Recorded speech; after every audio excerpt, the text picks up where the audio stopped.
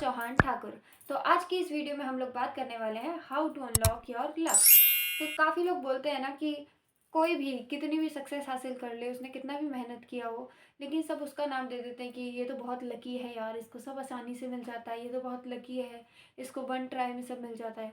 तो अब आप इतने लकी कैसे बने, ये मैं आज आपको बताऊंगी, how to unlock your luck. तो कोई भी देरी ना करते हुए let's get into the video. Point number 1, and something to begin something. तो हमें किसी चीज़ को स्टार्ट करने के लिए किसी चीज़ को बंद करना पड़ता है, ठीक है। तो इसका मतलब सीधा से ये है कि अगर आपको अपने लक को अनलॉक करना है तो फिर अनलक को लॉक करना पड़ेगा। कंफ्यूज तो नहीं हुए? मतलब कि जो आप जो भी अनलकी नेचर अपने साथ कैरी करते हैं उसको ख़त्म करना पड़ेगा, तभी आप लक को खोल सकते हैं, ठीक है। तो उसके लिए हम कैसे अपने अनलक को लॉक करेंगे ये मैं बताती हूँ। तो अपने अनलॉक को लॉक करने के लिए सबसे पहले आपको अपने बैड कर्मास को बंद करना पड़ेगा। हाँ जी, कोई बुरे कर्म नहीं करने हैं, कुछ गलत काम नहीं करना है, किसी को गलत नहीं बोलना है, किसी से जेलस फील नहीं होना है। अपने जो भी आप गलत कर्म करते हैं वो सबको आपको रोकना पड़ेगा, तभी आप अपना अनलक को बंद कर पाएंगे और लक को ओपन कर पाएंगे। Break your ego. झूठ बोलना बंद करना होगा, अपना ईगो ब्रेक करना होगा, अपने बैड कर्मास को बंद करना होगा। और ये सब हम करेंगे कैसे? देखो, बैड कर्मा का बंद करने का मतलब ये है, ऐसा नहीं है कि अब आपको कुछ जाके तंत्र मंत्र करने पड़ेंगे आपको। हाँ जी, तो अपने बुरे कर्मास को बंद करना है, मतलब कि किसी को कुछ बुरा बोलना चाहते हो तो मत बोलो। आज शांत हो जाओ कि ठीक है, कुछ टाइम तक मैंने प्रण लिया है कि मेरे को किसी को कुछ बुरा नहीं बोलना, मुझे फील भी हो रहा हो तो भी फॉरगेट इट, ठीक है। दूसरा, झूठ नहीं बोलना। ये बहुत छोटी सी चीज़ है लेकिन हम लोगों ने इसको बहुत ज़्यादा बड़ा बना दिया है। ये बहुत नॉर्मल है, आपको झूठ नहीं बोलना है बस। ये नहीं कह रही मैं कि सच बोलिए, सच भी मत बोलिए। अगर आपको लग रहा है कि आपको सच नहीं बोलना है या उससे कुछ प्रॉब्लम क्रिएट हो सकती है तो मत, ना तो झूठ बोलिए ना सच बोलिए, चुप हो जाइए। क्या होगा? दूसरे वाले का दिमाग खराब होगा, आपका तो नहीं होगा। तो बस इतना है कि ना तो झूठ बोलना है, ना ही कुछ गलत करना है, ना किसी की बुराई करनी है, ना कुछ करना है। और अपना ईगो ब्रेक करना है। और ईगो कैसे ब्रेक करेंगे? देखो, आप हम सबके बहुत सारे फ्रेंड्स होते हैं, ठीक है। वो कभी बचपन में मिले हों, कभी स्कूल के फ्रेंड्स, कभी कोई फ्रेंड, कभी कोई फ्रेंड, और हम लोगों से उनसे बातचीत करना बंद कर देते हैं। एक टाइम पे आते आते आते आते धीरे धीरे हमारी उनसे बातचीत होना बंद हो जाती है। तो अपना ईगो ब्रेक करने का सबसे अच्छा तरीका है कि अब आप उन लोगों को मैसेज कीजिए, कॉल कीजिए, उनसे बात कीजिए। वो फ्रेंड्स है, एकदम से मना तो नहीं कर देंगे, इग्नोर तो नहीं कर देंगे, बस आपने बात ही करना तो बंद किया है। क्योंकि आपने और उन्होंने दोनों ने सोचा कि यार वो नहीं करता तो मैं क्यों करूँ, मैं नहीं करूँ, उसने सोचा होगा कि वो नहीं करता तो मैं क्यों करूँ। तो दोनों के ईगो ने मिल करके ये कर दिया है और अब आप लोग बात नहीं करते। तो आपको अपना ईगो ब्रेक करना है और उनसे जाकर बात करनी है। इससे आप अपने अंदर का ईगो भी खत्म कर लेंगे और अपने अनलक को भी लॉक कर देंगे। और लक को अनलॉक करने क्या होगा ना कि आपका जो अनलक है ना वो बंद हो जाएगा। क्योंकि जब आप गलत करना कम कर देते हैं तो अनलकी चीज़ें आपके अराउंड नहीं रह सकती, आप अनलकी नहीं हो सकते, ठीक है। तो क्या क्या करना है मैंने बता दिया। ईगो को ख़त्म करने का सबसे इजी तरीका है अपने पुराने दोस्तों से बातचीत करो और कोशिश करो कि आप पहला मूव लो, ठीक है। और दूसरा, झूठ नहीं बोलना है, सच भी मत बोलो, झूठ भी मत बोलो, चुप रहो, शांत रहने की ज़रूरत है। तो जब अब आपने अपने अनलक को एक कमरे में लॉक कर दिया है, उसकी चाबी हमने ढूंढ ली है कि हमें अपना ईगो ख़त्म करना है, बुरे कुछ किसी को नहीं कहना है, झूठ नहीं बोलना है, इससे हमारे पास उस कमरे की चाबी आ गई है जिसमें हमें अनलक को लॉक करना है। तो हमने उसे तो कर दिया, लेकिन अब जो हमारा लक है उसको अनलॉक कैसे करें? उसकी भी तो चाबी चाहिए होगी ना हमें। उसके कमरे की चाबी कहाँ से लाएं? तो उसके कमरे की चाबी ये है, मैं कुछ पॉइंट्स बताती हूँ, आपको बस इतना ही करना है, ठीक है।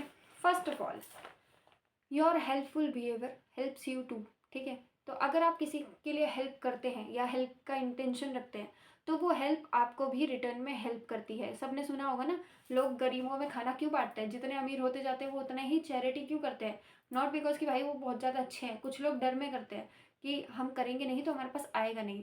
सबने सुना है, we also do that right. हम लोग कहीं जाते हैं, हमारे पास पैसे नहीं होते लेकिन कोई मांगने आ रहा होता है तो हमें डर लगता है कि यार मना कर देंगे तो हमारे ऊपर बैड कर्म आ जाएगा या कुछ आ जाएगा। ये ऐसे हम सब ने बना रखे होते हैं अपने मन में, ठीक है। तो यही है, आपका हेल्पफुल नेचर आपको हेल्प ज़रूर करता है, ये सच है। चाहे आपने किसी की हेल्प कैसे भी की हो, तो ट्राई टू हेल्प एवरीबडी। और आप हेल्प कैसे करोगे? अब इसका मतलब यही नहीं है कि आपको ज़रूर है कुछ देना ही है किसी को। आप, कोई दिक्कत नहीं है, किसी को मत दो कुछ। आप अगर हेल्प कर सकते हो तो एडवाइस से हेल्प करो। कई कई बार पता है क्या होता है, किसी किसी इंसान से, जैसे कि आप देख सकते हो कि कोई सैड है या किसी को कुछ चाहिए, कुछ सुनने की ज़रूरत है, तो आपके मन में वो एडवाइस आई लेकिन आपने किसी को बताई नहीं। क्योंकि आपको लग रहा है कि ओह माय गॉड! ये लोग तो सोचेंगे कि ये कैसा सोचती है या फिर कुछ भी है, आपको जज करेंगे, इस डर से आपने अपने मन की एडवाइस उनको नहीं बताई, तो उससे उनकी हेल्प नहीं हुई। तो अगर आपको लगता है कि आपके पास कोई ऐसी नॉलेज है या फिर ऐसा कुछ आपके मन में आ रहा है, जो दूसरों को हेल्प कर सकता है या काम डाउन कर सकता है थोड़ी देर के लिए, कुछ भी, तो आप उन्हें बताइए। जज होने के डर से बिल्कुल भी चुप नहीं बैठना है। यही छोटी-मोटी चीज़ें ही हेल्प करना कहलाती है। और इससे आप और सेकंड थिंग कि आप किसी को हेल्प कैसे कर सकते हैं? एक तो दूसरों की हेल्प करके, जैसे कि मैं अपना एक एग्जांपल बताती हूँ, पता है? इससे पहले जो न्यू ईयर था, 2023 का एंड था और 2024 का न्यू ईयर था। उस वक़्त मेरे को एक बात दिमाग में आई थी कि मुझे ना एक फीलिंग, मतलब कोई तो कुछ चीज़ थी जो किसी मैंने कुछ लोगों को अपने अराउंड देखा था जो सैड थे किसी चीज़ को लेकर के। तो मेरे अराउंड उनसे रिलेटेड एक एडवाइस आई। तो मैंने उस पर वीडियो बनाई और मैंने उसको पोस्ट कर दिया। मेरे को काफ़ी अजीब लग रहा था। मैंने स्टोरी पे पोस्ट किया था और मुझे लग रहा था कि यार लोग क्या कहेंगे? मेरे को लगा था कि मैं 10 मिनट के लिए डाल रही हूँ, फिर मैं डिलीट कर दूँगी। और मैंने 10 मिनट के लिए वो डाली और उसके बाद मैंने देखा कि लोगों के लिटरली मेरे को मैसेज आ रहे कि thank you so much, it it helps me, ऐसे-ऐसे करके। और लोगों में इम्प्रूवमेंट भी आया, मतलब कि आपको पता चल जाता है इम्प्रूवमेंट कैसे आया है।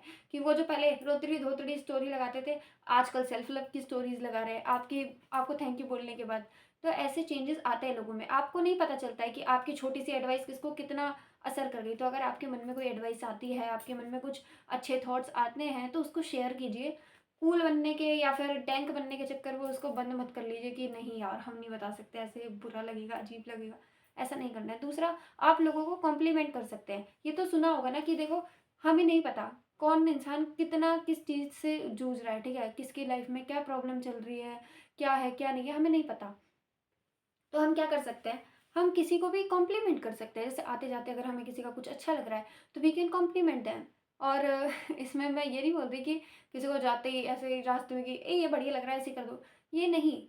यू नो ना, किसी को हल्के-फुल्के कॉम्प्लीमेंट देना भी लोगों का दिन बना देता है। क्योंकि कोई स्ट्रेंजर अगर हमें भी कॉम्प्लीमेंट करे, तो हमें भी तो अच्छा लगता है ना कि यार उसने कहा है, मतलब वो तो हमें जानता भी नहीं है या जानती भी नहीं है, तो पक्का उसने कुछ सोच समझ के ही कहा होगा, तो हम पूरे दिन खुश रहते हैं। तो ये भी एक तरीके की हेल्प हुई। तो अगर आपको किसी की हेल्प करनी है ऐसे, ठीक है, तो आप एक तो एडवाइस देकर दूसरों की हेल्प कर सकते हैं, दूसरा कॉम्प्लीमेंट देकर उनकी हेल्प कर सकते हैं और तीसरा लिटरली चैरिटी भी कर सकते हैं, लोगों को खाना भी खिला सकते हैं या कुछ जैसे मंदिर वगैरह जाते हो, वहाँ पे कुछ बच्चे होते हैं, उनको कुछ खिला सकते हैं या कुछ भी, जो आपको सही लगता है आप वैसे कर सकते हैं दूसरों की हेल्प। लेकिन हेल्प करने से आपका लक अनलॉक होता है। अगर आपको लग रहा है कि भाई ऐसा कुछ भी नहीं है, हम तो करते हैं ऐसा फिर भी हमारा नहीं हो रहा, तो आपकी इंटेंशन प्योर नहीं होंगे। प्लीज़ प्योरीफाई योर इंटेंशन, उनको प्योर रखो, उसके बाद होगा 100। ने अपने अनलक को भी लॉक कर दिया कमरे में, बुरी चीज़ें ना करके, ठीक है?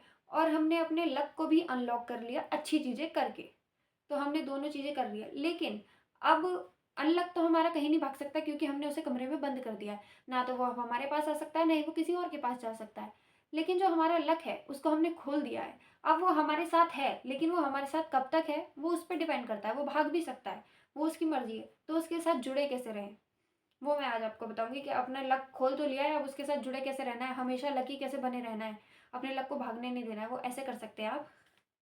हाँ जी, तो अपने लक के साथ हमेशा कैसे बने रहें, अपने लक लक को भागने ना दें, वो कैसे हो सकता है? वो ऐसे हो सकता है कि आपको डेली 10 से 5 मिनट तक मेडिटेशन करनी ही करनी है।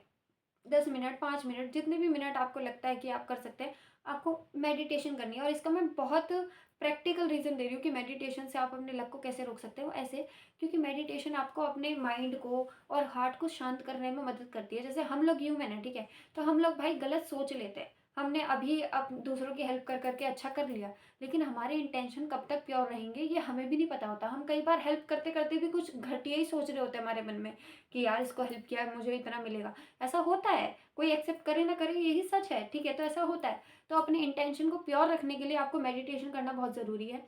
वो आपने अपने आप को शांत रखता है, फिर आप सही डायरेक्शन में सोच पाते हैं। और मेडिटेशन हमेशा एक या तो बहुत पावरफुल मंत्र के साथ या फिर बहुत पावरफुल म्यूज़िक के साथ करोगे तो ज़्यादा अच्छा रहेगा। और म्यूज़िक का मतलब ये नहीं है कि आपने एयरपोड्स लगा लिए और म्यूज़िक सुनते हुए मेडिटेशन कर रहे हैं, उससे कोई फ़र्क नहीं पड़ेगा, बल्कि आपके कानों में और दिक्कत हो जाएगी। तो आपको क्या करना है, फुल वॉल्यूम पे फ़ोन चलाकर अपने सामने रख देना है और मेडिटेशन तब करनी है ताकि आप अपने अराउंड की एनर्जी को भी महसूस कर सकें और उस म्यूज़िक की और उस मंत्र की एनर्जी को भी महसूस कर सकें। और कोई भी मंत्र चला के मत कर लेना।